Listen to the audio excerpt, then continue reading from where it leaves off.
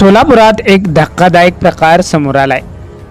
एका बापानं आपल्या लेकीला व्हॉट्सअपवर मेसेज करून टोकाचं पाऊल उचलल्याचं समोर आलंय।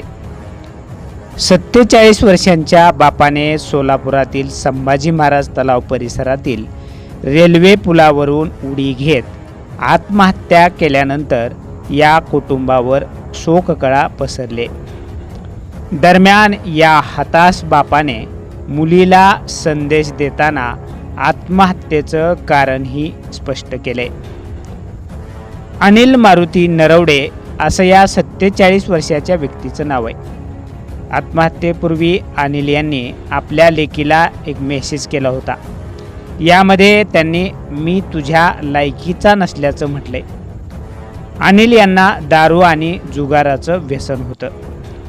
अनिल नरवडे यांना कर्जापायी स्वतःची 30,000 रुपयांची दुचाकी गहाण ठेवावी लागली होती।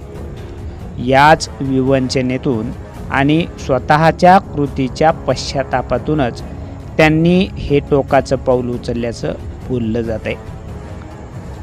मी तुझ्या लायकीचा वडील राहिलो नाही, मला माफ कर। वाईट मार्गाला लागल्यामुळं मी कधी सुधारलो नसतो। कृष्णा, मी माझे सर्व ओझे तुझ्यावर सोडून जात आहे।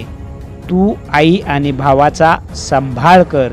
माझा मार्ग कधीच धरू नकोस, कारण तो कधीच चांगला ठरला नाही, असा व्हॉट्सअपवर मेसेज करत त्यांनी आपल्या भावना व्यक्त केल्यात। वडिलांचा मेसेज पाहिल्यानंतर मुलीनं बाबांना फोन केला आणि शेवटी मेसेजही केला।